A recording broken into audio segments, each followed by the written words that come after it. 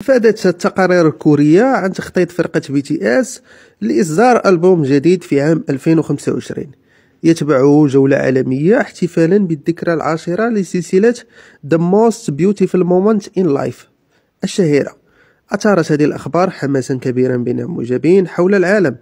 تعتبر حقبة BTS من 2015 إلى 2016 فترة محورية في مسيرة BTS، حيث شهدت صعودهم إلى النجومية العالمية. سيكون إصدار ألبوم تذكاري وجولة عالمية لاحقة مناسبة تاريخية لكل من الفرقة وقاعدة معجبيها آرمي، ما يتيح لهم إعادة زيادة والاحتفاء بالموسيقى والقصص المؤثرة لهذه الحقبة، في حين أن التأكيد الرسمي من هايب لا يزال قيد الانتظار.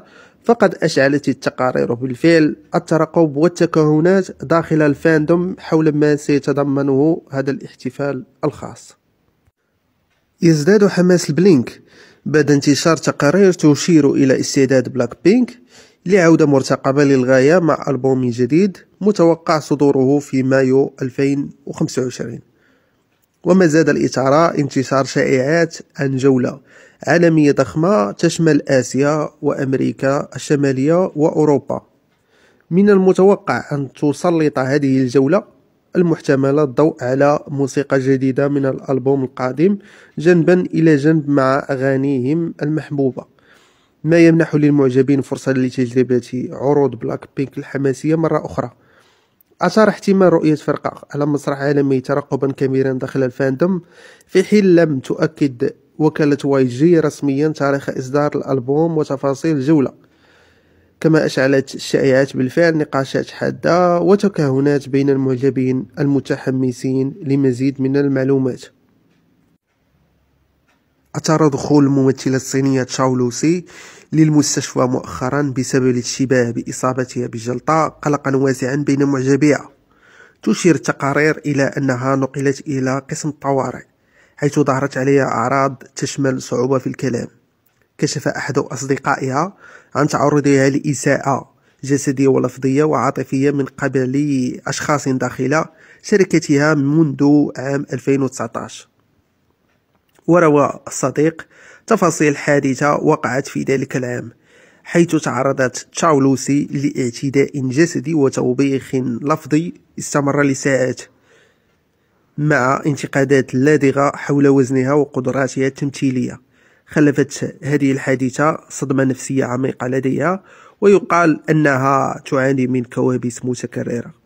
عبر الصديق عن استيائه من التقاعس المزعوم للشركة والتستر على هذه الإساءات، مسلطا الضوء على الأثر النفسي المدمر الذي خلفته هذه التجارب على الممثلة الصينية تشاو لوسي.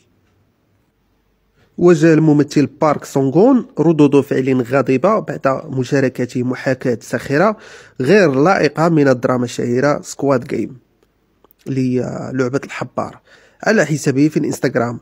ما زاد حدة الجدل هو توقيت النشر الذي تزامن مع حادث تحطم طائرة الخطوط الجوية الكورية المأساوي الذي أودي بحياة 179 شخص. انتقد مستخدم الانترنت بارك سونغون بسبب عدم مراعاته للأوضاع وسوء تقديره، معتبرين أن المحاكاة الساخرة الغير مناسبة والغير محترمة في ضوء المأساة الوطنية الكورية. تم حذف المنشور بسرعة، لكن انتشرت لقطات الشاشة على نطاق واسع عبر الانترنت، مما أدى إلى مزيد من الانتقادات. طالب الكثيرون باعتذار، معربين عن خيبة أملهم من تصرفات الممثل بارك سونغون. قدمت ليسا من فرقة بلاك بينك مؤخرا أداء آسرا في حدث العد التنازلي المذهل في تايلاند، مما زاد الإثارة. تردد حضور صديقها المشاع أو حبيبها فريدريك أرنو للحدث تعبيرا عن دعمه لها، مما أشعل التكهنات. أيضا تشير التقارير إلى أن لقاء فريدريك أرنو بعائلة ليسا في تايلاند دفعت هذه التطورات العديد من المعجبين للاعتقاد بأن زواجا بين ليسا وأرنو قد يكون قريبا. يفسر حضور أرنو في حدث مهم كهذا إلى جانب لقائه بعائلتها من قبل الكثيرين على أنه مؤشر قوي على علاقة جادة وملتزمة، بينما لم يصدر أي تأكيد رسمي من أي من الطرفين تستمر الشائعات في الانتشار بين المعجبين المتحمسين لأي تحديثات حول وضع الثنائي. انتشرت شائعات حول علاقة رومانسية تجمع بين شهوة عضوة فرقة جي آيدول وهندري عضو فرقة إنسيتي، وذلك بعد ظهورهما معا في أحد المطاعم. ازدادت حدة التكهنات بعد تداول سلسلة من المنشورات على منصة التواصل الاجتماعي الصينية ويبو تظهر النجمين وهما يتناولان الطعام برفقة 4 أشخاص آخرين، رجل واحد و3 نساء. تزامن هذا اللقاء مع عيد ميلاد أحد أعضاء فرقة إنسيتي، ما زاد من تأجيج الشائعات وأثار اهتماما متزايدا بطبيعة العلاقة شهوة وهندري. حتى الآن لم تصدر أي من وكالات الفنانين بيانا رسميا يؤكد أو ينفي هذه الشائعات، ما يترك الباب مفتوحا لتكهنات المعجبين حول العلاقة المحتملة بينهما. تشير التقارير إلى احتمال مشاركة جي دراغون وجيني من فرقة بلاك بينك كحكام في برنامج واي جي الترفيهي القادم لاكتشاف المواهب وتشكيل فرقة فتيان جديدة. يهدف هذا البرنامج الجديد المقرر عرضه في النصف الثاني من عام 2025 إلى اكتشاف وتشكيل الجيل القادم من نجوم الآيدولز الذكور في الوكالة، بينما لم تؤكد واي جي رسميا لجنة التحكيم حتى الآن. أثارت الشائعات حول مشاركة جي دراغون وجيني بالفعل حماسا كبيرا بين المعجبين، إن خبرتهما وتأثيرهما المشترك في صناعة الكيبوب قد تغذي الترقب للبرنامج وإمكانية إنتاج فرقة جديدة ناجحة. أصبح احتمال إرشاد هذين الرمزين للفنانين الطموحين حديث الساعة بين الفاندم. عادت الشائعات المستمرة حول ظهور طاه يونغ عضو فرقة BTS في الموسم الأخير من مسلسل لعبة الحبار سكواد جيم إلى الواجهة بعد مقابلة حديثة، عندما سألت بوز فيد يوكي نجم المسلسل لي جونغ جاي ووي ها جون عن احتمال مشاركة طاه يونغ في الموسم القادم من مسلسل لعبة الحبار.